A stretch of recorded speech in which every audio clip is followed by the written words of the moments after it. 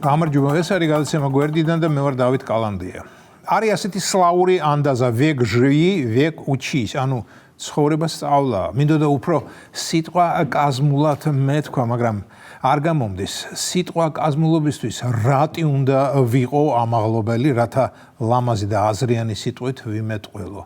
და რატი ამაღლობელი ჩვენ ერთი ყავს და ისიც მე არ ვარ. ამ რუსულ ანდაზას კი ჩემებურად პათოსურ პროლეტარულად ვიტყვი, სანამ სული გიდგას, არ გაჩერდე ერთ ადგილას, განვითარდი, გაიზარდე, ისწავლე.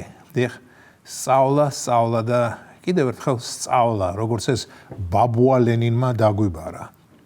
მე ახლა საკუთარ თავს გულისხმობ და თქვენს გირჩევთ, არ მოდუნდეთ, ჩემი რჩევა ალბათ არც გჭირდებათ, მაგრამ მაინც ვამბობ ამას და რატომ ვამბობ? იმიტომ რომ ჩემი ონტოლოგიური შემეცნებითი პროცესი არ სრულდება და რაც დრო გადის, ხვდები რომ ხშირად ზოგიერთი საზოგადოებრივი ასპექტის შეფასებებში ვცდებოდი. ეს არა გასაკვირი, რადგან ადრე მხოლოდ ემოციებით ცხოვრობდი. მსოფლიოში მიმდინარე პროცესებს სრულიად ზერელეთ ვუყურებდი.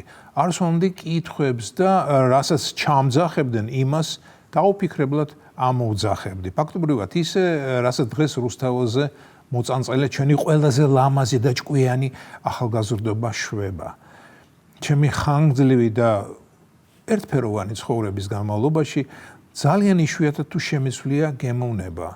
რაც დაბადებიდან მომწონდა და მიყვარდა, ახლა ხელოვნებას, ლიტერატურას, მუსიკას გულისხმობ. დღესაც იგივე მიყვარს.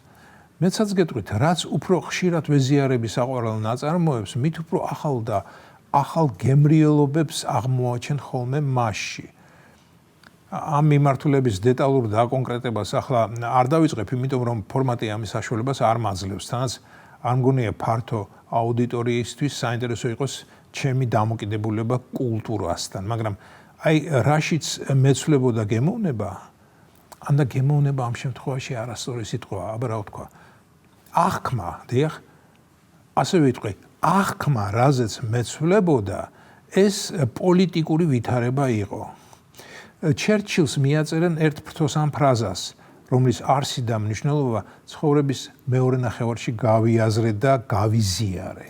ეს ფრაზა ვინც ახალგაზრდობაში არ იყო ლიბერალი, მას გული არ ჰქონდა და ვინც ზრდასრულ ასაკში არ გახდა კონსერვატორი, მას ჭკუა არ აქვს.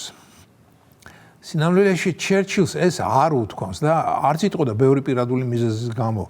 ამ ფრაზის ავტორი ბენჟამინ დიზრაელია, მე-19 საუკუნის ინგლისელი პოლიტიკოსი. 2020 წელს, როდესაც ტრამპი ხელმეორედ იყრიდა კენჭს საპრეზიდენტო არჩევნებზე, მე დემოკრატებს ვგულშემატკივრობდი. დიახ, მე დემოკრატ ბაიდენს ვუჭერდი მხარს.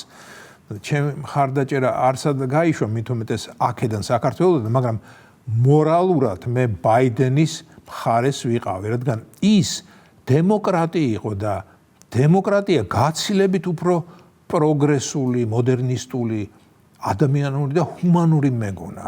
იმ 2020 წელს ვინმეს რომ ეთქვა ჩემთვის, რომ 4 წლის მერე მე დონალდ ტრამპის მომხრე გავხდებოდი, არ დავიჯერებდი და ეს კიდევ ერთხელაა იმის დასტური, რომ შეუმცდარი არავინაა, მათ შორის მეც.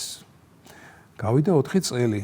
ამ 4 წელიწადში სამყარო ჩემთვის ამოყირავდა და ყველაფერი სულ სხვა კუთხიდან, ანუ როგორც მე მიყვარს თქვა, გვერდიდან დავინახე. მივხვდი რომ დედამიწის ყველაზე ძლიერი ქვეყნის დემოკრატები სინამდვილეში სრულიად არ არიან დემოკრატები, რომ დემოკრატიის სახელს ამოფარებულნი ისინი პირველ რიგში თავის ინტერესებზე ზრუნავენ და ეს ინტერესები საკუთარი ქვეყნის ინტერესებთან შეიძლება სრულიად არ ყოფილიყო კავშირში. იმასაც ვიტყვი, რომ თავარი ქვეყნის დემოკრატებს თურმე თავიანთი ინტერესების გამო შეუძლიათ სხვა ქვეყანა გაწირონ. ისე გაწირონ, რომ თვალსაც არ დაახამხამებენ.